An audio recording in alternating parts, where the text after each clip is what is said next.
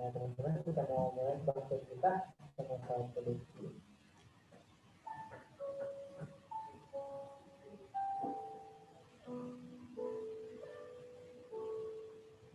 Oke, ya kita mau ketemu lagi dengan kita, teman kita yang baik. Kita mau nyanyi lagu seperti Bapak saya.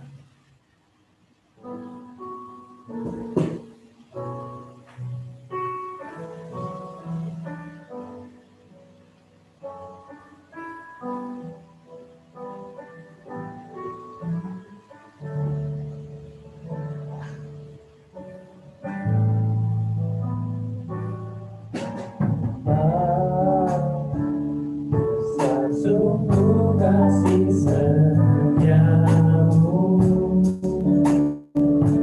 nyata sungguh perlindunganmu, rasaku kuasa mampu pisahkan aku dari kasih-Mu.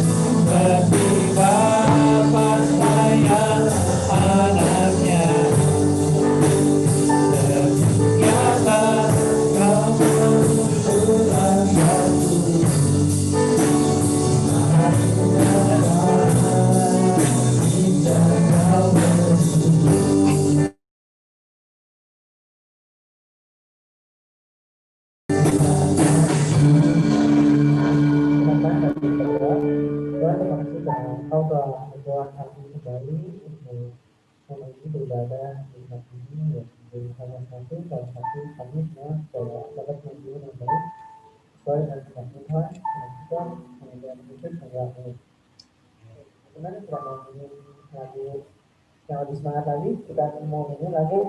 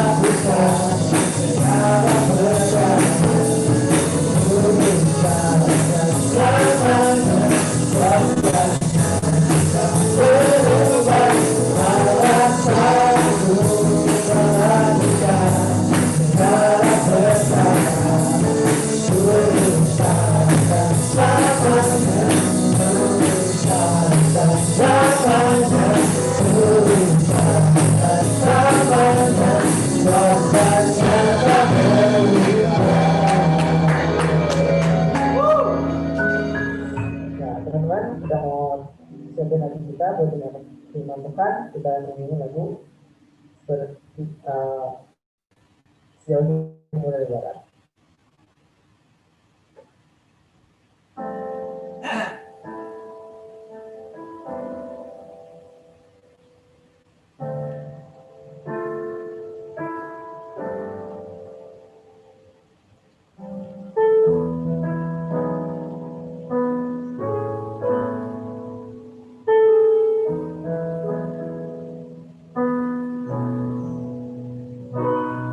Sejauh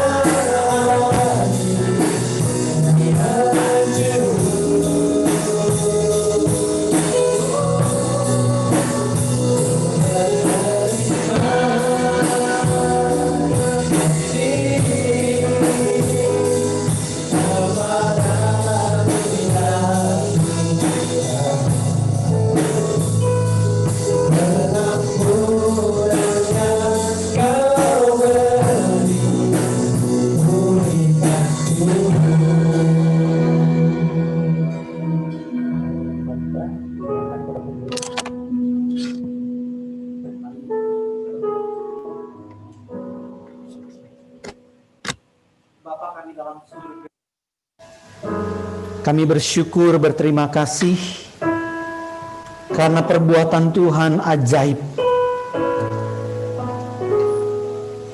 Terkadang kami tidak mengerti apa maksud dan rencana Tuhan, apa maksud kehendak Tuhan bagi kami manusia yang berdosa. Tetapi ketika kami boleh dimenangkan, kami boleh percaya kepada Tuhan,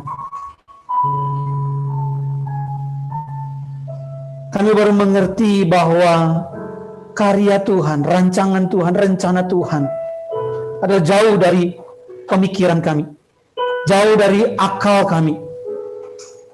Sehingga ketika Allah sendiri berkarya di dalam karya keselamatan, terkadang kami sebagai manusia yang terbatas, kami tidak mengerti.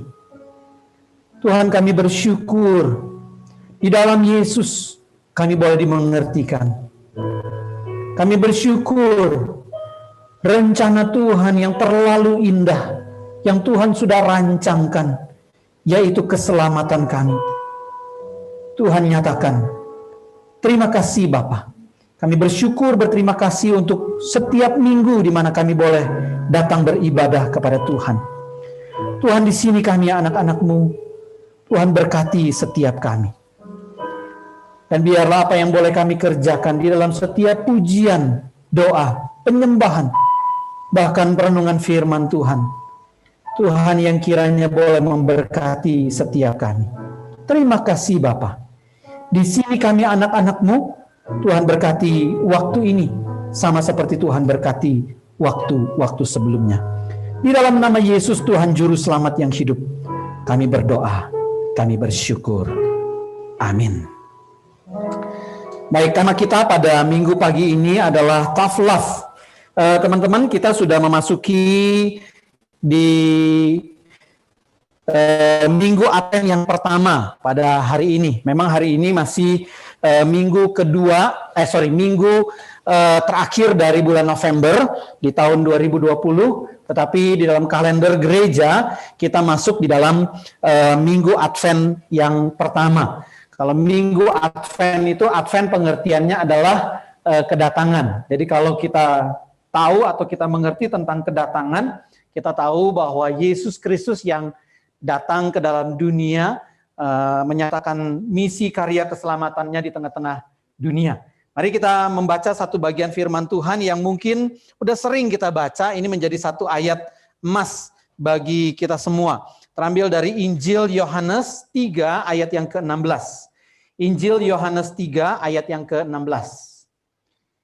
Yohanes 3 ayat 16. Itu ada yang di bagian kecil, mudah-mudahan kelihatan semua teman-teman ya.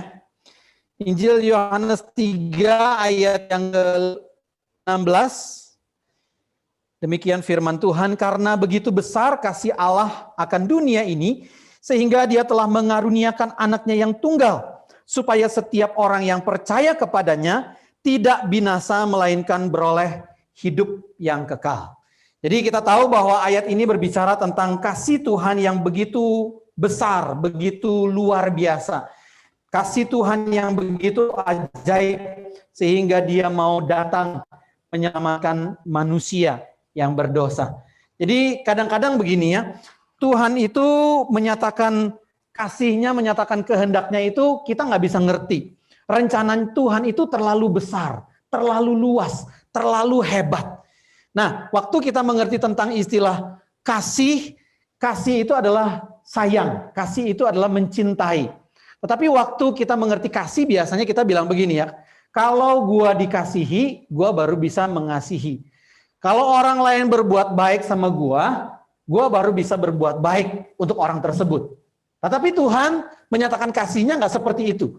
Tuhan punya tough love. Tough itu artinya kasih yang kuat, kasih yang gigih, kasih yang teguh. Jadi kasihnya Tuhan itu nggak tergantung sama siapa lawan bicaranya, siapa objeknya. Jadi tergantung bagaimana dia sendiri. Jadi kalau Tuhan sudah mengasihi, kasihnya itu kuat. Kasihnya itu gigih, kasihnya itu keras, kasihnya itu teguh. Itu sebabnya waktu kita bicara tentang kasih Allah itu begitu besar, kasih Allah itu nggak terbendung. Biar kata kalau misalnya kita bilang, enggak, gue nggak mau percaya sama Tuhan. Tetap Tuhan mau sayang sama kita. Tetap Tuhan pengen mengasihi kita. Nah, itu semua berdasarkan karena kita itu adalah manusia-manusia yang berdosa. Ya, jadi sejak Adam dan Hawa jatuh dalam dosa, Tuhan itu sudah merancangkan, bahkan sebelum Adam jatuh dalam dosa, Tuhan sudah merancangkan karya keselamatannya. Makanya Rasul Paulus bilang begini, kita itu diselamatkan karena Tuhan sudah merencanakan keselamatan itu buat kita. Ya, sejak manusia jatuh dalam dosa, ya kita lihat ya di dalam kitab Kejadian. Di dalam kitab Kejadian 3 ayat yang ke-15 ya, dikatakan begini ya. Aku akan mengadakan permusuhan antara engkau dan perempuan ini. Ya, Kejadian 3 itu bicara tentang waktu manusia jatuh dalam dosa digoda sama siapa? Sama setan. Betul ya? Tetapi ada istilah setan nggak di situ? Nggak ada, ya kan? Istilahnya adalah ular. Betul kan ya? Nah, pertanyaannya adalah apakah ular ini setan, atau setan masuk ke dalam ular, atau setan menjelma menjadi ular? Kalian pilih yang mana? Hah?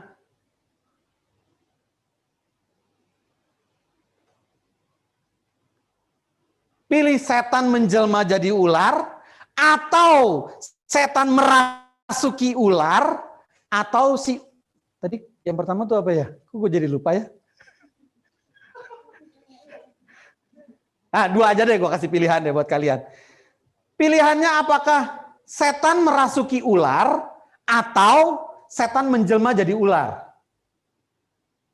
Ayo pilih yang mana? Gue center lo ya. Pilih yang mana? Ular jadi setan, setan jadi ular, atau setan merasuki ular? Setan merasuki ular. Kasihan amat ularnya ya. Pernah melihat kerasukan nggak? Orang kerasukan atau binatang ada nggak ya kerasukan? Ada juga ya? Hah? Oh, setan-setan masuk ke dalam babi ya, itu cerita di Tuhan Yesus di Gerasa ya. Nah, itu jadi binatangnya kerasukan setan, makanya jadi terjun ya. Ini kenapa si ular, kenapa nggak terjun aja ya? Oh, nggak ada jurangnya ya, benar juga ya. Dirasuk sama setan, tapi bisa membuat manusia jatuh dalam dosa.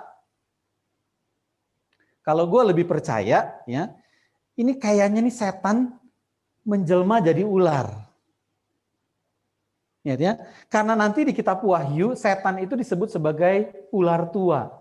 Jadi ular yang bukan ular tua ya, bukan ular yang sudah tua, tapi kayaknya ular yang ancient begitu, ular yang kuno. Karena itu diambil dari kitab Kejadian pasal yang ketiga. Ya. Jadi aku akan mengadakan permusuhan dengan engkau setan dan dengan perempuan ini, karena perempuan yang digoda, betul kan ya? Nah, lalu kemudian dan antara keturunanmu ya setan dengan keturunan perempuan, dan keturunan perempuan ini akan meremukkan kepalamu dan engkau akan meremukkan tumitnya. Ya. Makanya Rasul Paulus dalam tesisnya dia bilang setelah genap waktunya Tuhan itu akan mengutus anaknya yang lahir melalui seorang perempuan, seorang wanita.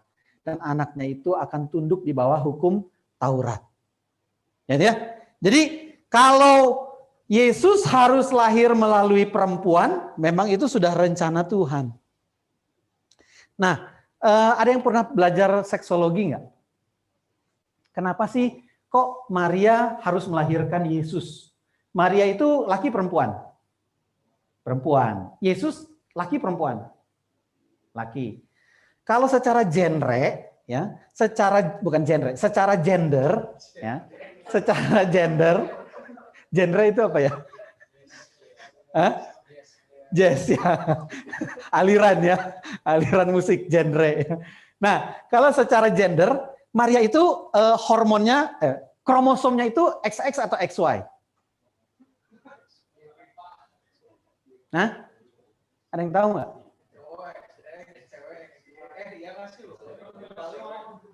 Cewek XX, cowok XY. Ya kan? Betul kan ya? Nah, secara ilmu biologis, yang menentukan jenis kelamin anak itu adalah suami. Baru tahu ya? Baru tahu nggak? Atau udah tahu nggak? Atau udah tahu lama? Suami, istri menikah. Kan nanti akan punya anak. Nah, yang menentukan anaknya ini punya gender laki atau perempuan adalah si suami. Karena si suami punya kromosom X dan Y. Jadi dia bisa membentuk atau dia bisa menghasilkan anaknya itu X atau Y. Ngerti maksudnya? Ngerti kan? Nah pertanyaannya adalah begini. Kenapa dari seorang makhluk yang punya gender XX bisa keluar makhluk lain? Ya mau dikata istilah Yesus ya makhluk lah ya. Kenapa keluarnya anaknya itu XY? Sementara si Maria nggak punya kromosom XX, nggak punya kromosom XY. Aneh kan? Betul kan? Ya kan? Nah, sebenarnya ya, seharusnya kalau Maria itu XX, anak yang dikandung sama Maria itu harusnya XX. Sebenarnya sih nggak harus mengandung juga, karena kan nggak bisa. Ya, karena kan nggak ada sumbangan dari laki-laki kan ya. Secara biologi kan kita juga belajar itu kan. Harus ada suami baru bisa punya anak. Makanya Maria bilang begini, bagaimana hal itu mungkin terjadi? Ya. Nah, makanya di sini dikatakan bahwa, coba kita lanjut ya. Yesus itu adalah Allah dan manusia. Ya, slide yang selanjutnya. Slide yang sebelumnya. Lagi sebelumnya.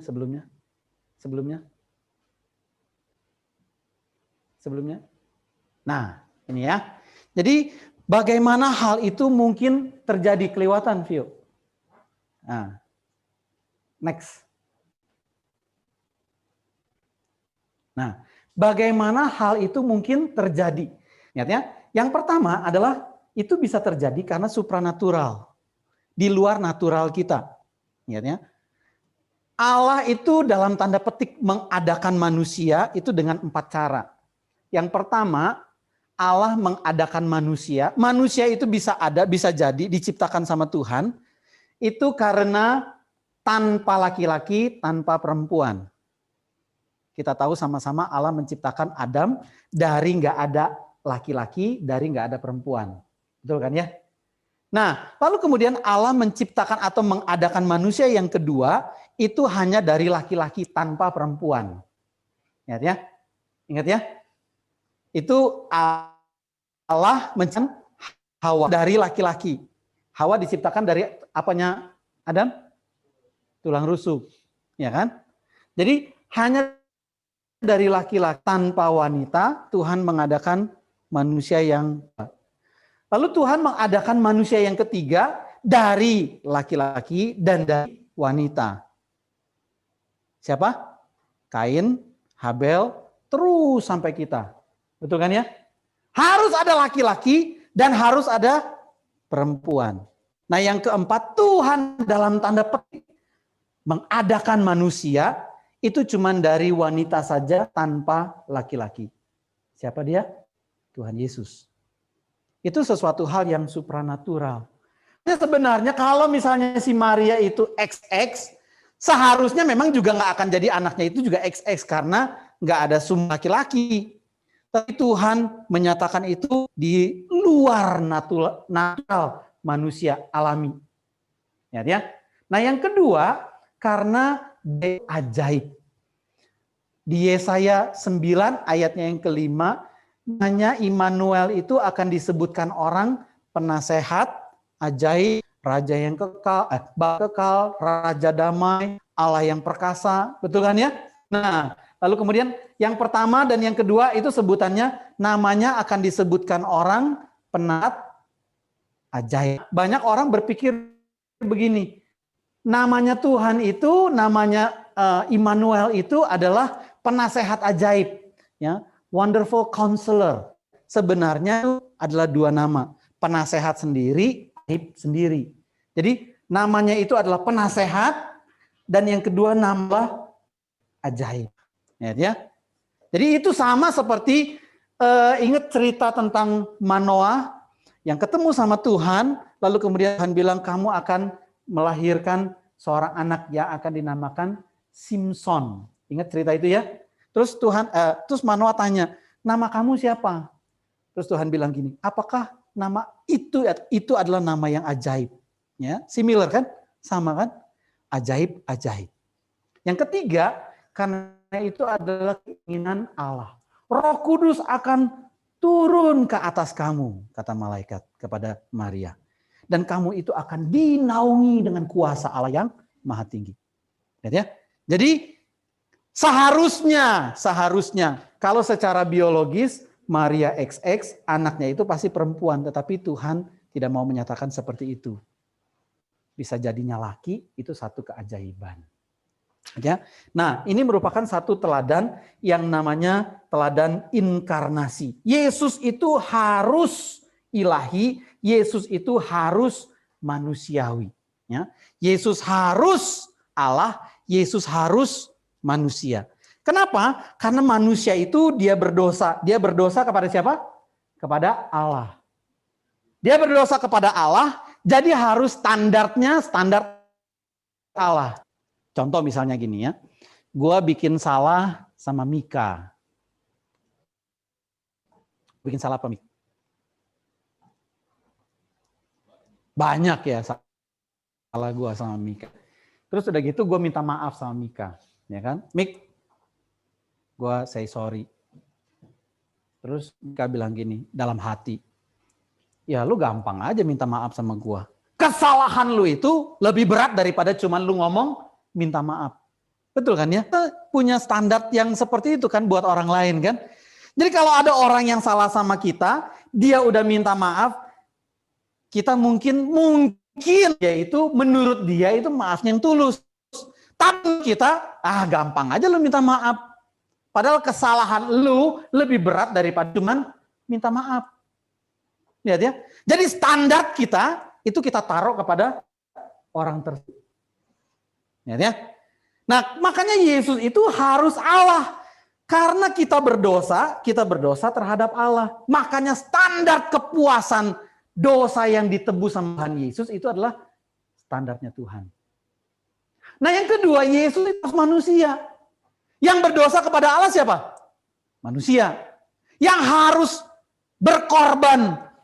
Nyawa ganti nyawa, gigi ganti gigi, mata ganti mata, tangan ganti tangan, kaki ganti kaki.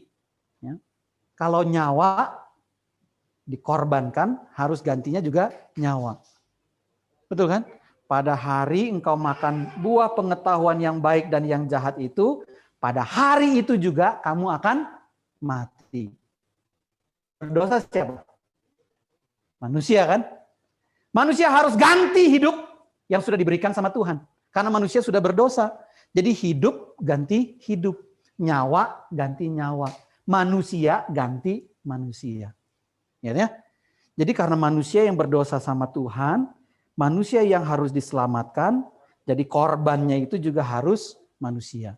Makanya Yesus harus Allah, Yesus harus manusia.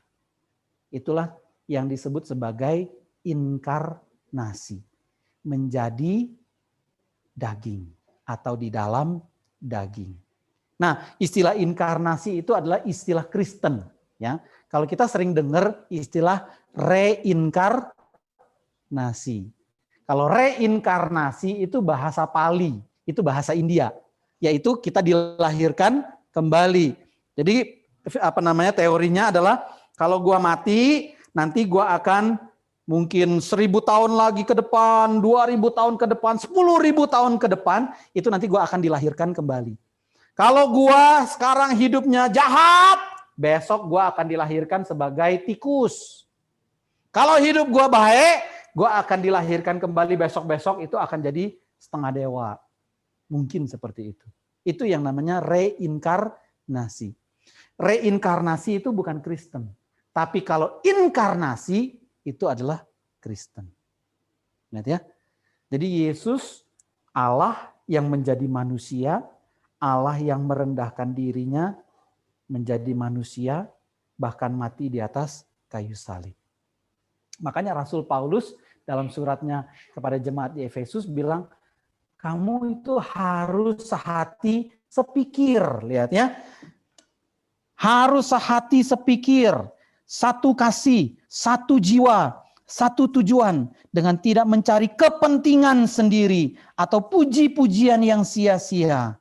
Sebaliknya, hendaklah dengan rendah hati yang seorang menganggap yang lain lebih utama daripada dirinya sendiri. Dan janganlah tiap-tiap orang hanya memperhatikan kepentingannya sendiri, tetapi kepentingan orang lain juga.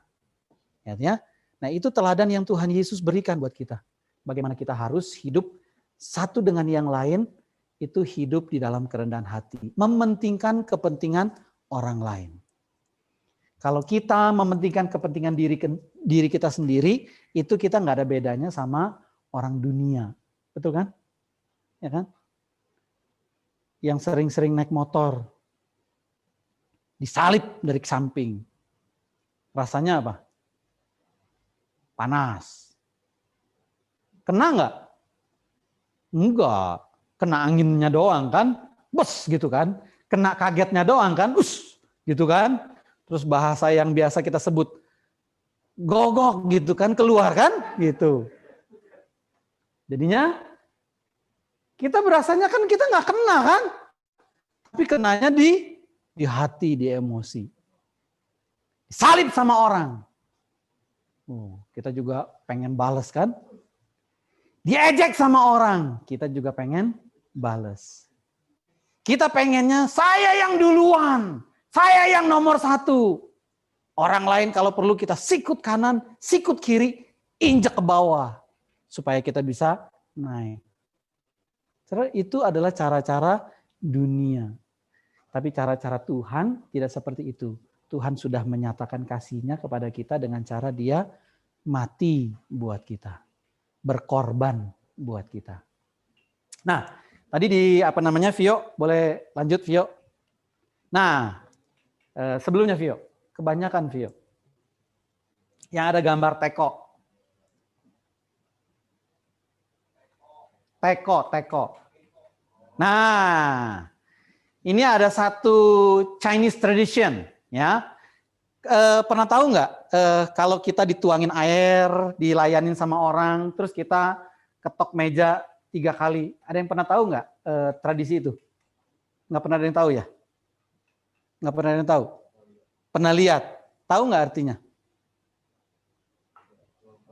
Cuman pernah lihat doang, ya tapi nggak tahu artinya. Ada yang tahu nggak artinya?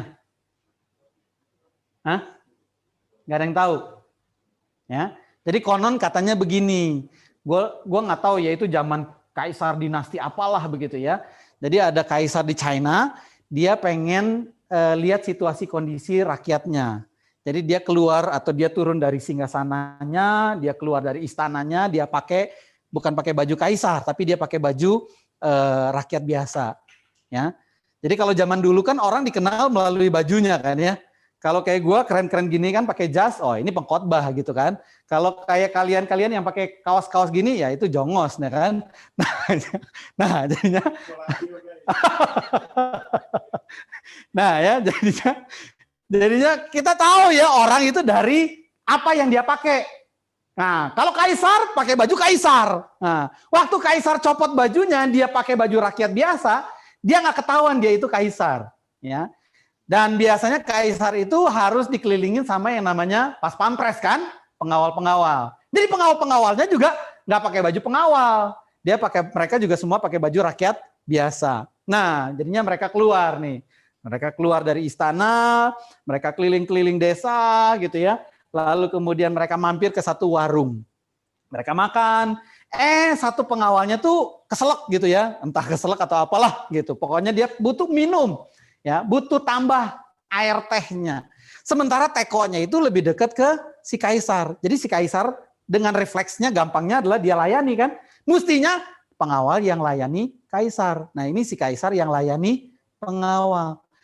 Tapi si pengawal juga waktu dilayani sama kaisar mestinya kan dia sujud sembah gitu kan. Oh kamsia gitu kan. Tapi kan nggak bisa. Kalau dia kamsia orang akan bertanya, lu ngapain sesama rakyat jelata lu kamsia sujud menyembah segala macam. Nggak bisa. Caranya gimana?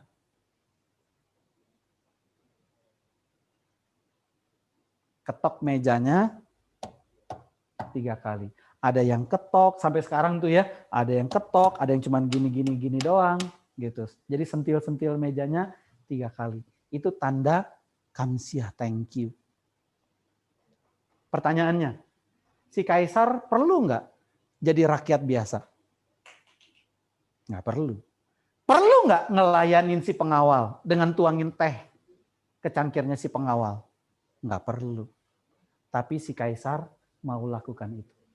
Jadi ini salah satu analogi yang mungkin kurang tepat. Tapi ini satu gambaran bagaimana Tuhan menunjukkan kasih-Nya kepada kita. Kalau Yohanes 3 kita bisa apal ya, karena begitu besar kasih Allah akan dunia ini sehingga Dia mengaruniakan anaknya yang tunggal supaya setiap orang yang percaya kepadanya tidak apa? Binasa, melainkan beroleh hidup yang kekal. Kalau 1 Yohanes 3 ayat 16, ada yang hafal nggak?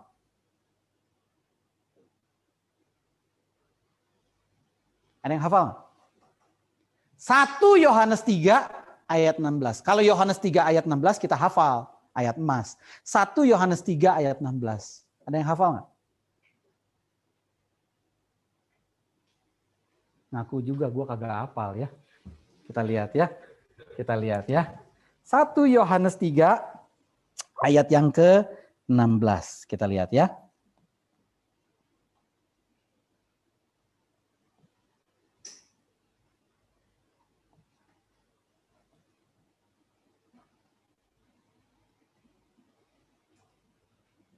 Kok kenapa tab gue jadi mati ya? 1 Yohanes 3 ayat 16. Gue bacain buat teman-teman semuanya ya. 1 Yohanes 3 ayat 16. Ya. Demikianlah kita ketahui kasih Kristus yaitu bahwa Ia telah menyerahkan nyawanya untuk kita. Jadi, kita pun wajib menyerahkan nyawa kita untuk saudara-saudara kita. Selaras ya dengan apa yang Tuhan sudah lakukan. Tuhan sudah menyerahkan nyawanya buat kita. Kita sebagai anak-anak Tuhan wajib menyerahkan nyawa kita buat saudara-saudara kita. Menyerahkan nyawa buat teman-teman kita itu susah atau gampang? Nggak gampang. Ya. Tetapi Tuhan mau kita kerjakan hal tersebut. Bahasa gampangnya adalah kita berkorban buat orang lain. Supaya orang lain bisa maju. Nggak gampang. Hal yang susah. Tapi Tuhan mau kita kerjakan itu. Oke? Kita naikkan pujian Natal di hatiku.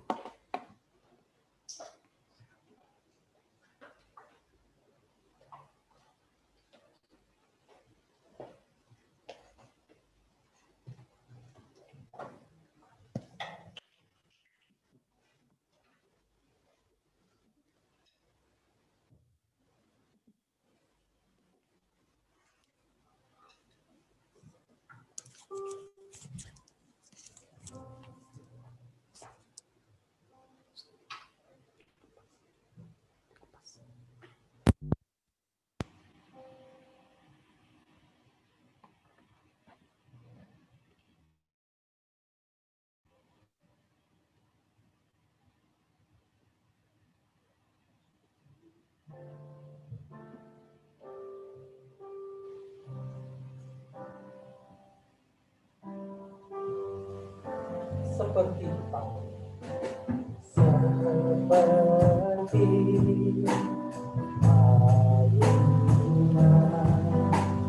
layakanlah hatiku yang tumbuh-tumbuhan, seperti kapas kemenyan dan mur, biar hidupku berkenan padamu. Sebab Natal tak akan berarti tanpa kasih-Mu. Lahir di hatiku hanya bersama-Mu, Yesus, ku rasakan selalu. Indahnya Natal di hatiku. Katakan seperti Paulus, seperti palunga, layakkanlah hatiku menyambut Tuhan. Seperti kapas kemenyan dan mur, biar hidupku berkenan padamu. Sebab Natal akan berarti tanpa kasih-Mu. Lahir di hatiku hanya bersama-Mu, Yesus, rasakan selalu. Indahnya Natal ini, sebab Natal akan berarti tanpa kasih-Mu. Lahir di hatiku bersama-Mu, Yesus, rasakan selalu. Indahnya Natal di hatiku. Mari kita bangkit berdiri sama-sama. Kita mau berdoa dan juga kita mau menyerahkan hidup kita di hadapan Tuhan. Bapa kami dalam surga, sekali lagi kami bersyukur, berterima kasih. Tuhan yang sudah menyatakan cinta kasih Tuhan. Tuhan yang sudah mau rela berkorban bagi kami anak-anak-Mu. manusia-manusia yang penuh dengan keterbatasan, bahkan penuh dengan dosa. Kami bersyukur kami boleh dipilih oleh Tuhan menjadi umat Tuhan. Dan biarlah Tuhan yang boleh menjadikan kami anak-anak Tuhan yang setia kepada Tuhan, taat kepada pimpinan Tuhan. Dan kami boleh mengerjakan setiap keinginan Tuhan dalam hidup kami. Terima kasih Bapa. Kami bersyukur Yesus Kristus yang adalah firman Allah datang menjadi manusia untuk menjalankan karya, misi keselamatan. Menyelamatkan kami, menebus kami, manusia yang berdosa. Kami bersyukur dan biarlah kami juga boleh menjadi anak-anak Tuhan yang rela berkorban untuk kepentingan orang lain dibandingkan kepentingan kami sendiri. Tuhan berkati setiap kami. Kami berdoa, kami bersyukur di dalam nama Yesus, Tuhan dan Juru Selamat yang hidup. Amin. Sambil tetap berdiri, kita akan mengikrarkan pengakuan iman kita berdasarkan pengakuan iman rasuli bersama dengan gereja dari segala abad dan gereja dari segala tempat. Pengakuan iman rasuli. Aku percaya kepada Allah, Bapa yang Maha Kuasa, Khalik langit dan bumi, dan kepada Yesus Kristus, anaknya yang tunggal Tuhan kita, yang dikandung dari Roh Kudus, lahir dari anak darah Maria, yang menderita sengsara di bawah pemerintahan Pontius Pilatus, disalibkan dan dikuburkan, turun ke dalam kerajaan maut. Pada hari yang ketiga bangkit pula dari antara orang mati, naik ke surga, duduk di sebelah kanan Allah Maha Kuasa, dan dari sana ia akan datang untuk menghakimi orang yang hidup dan yang mati. Aku percaya kepada Roh Kudus, gereja yang keenam, persekutuan orang kudus, pengampunan dosa, kebangkitan tubuh, dan hidup yang kekal. Amin. Silakan duduk. Saya kembalikan kepada saudara.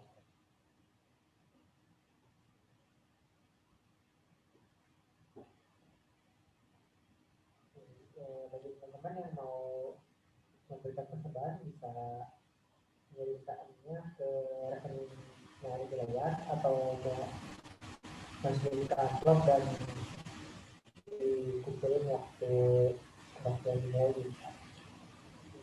Karena sudah kebaktian kita ingin lanjut ke masuk.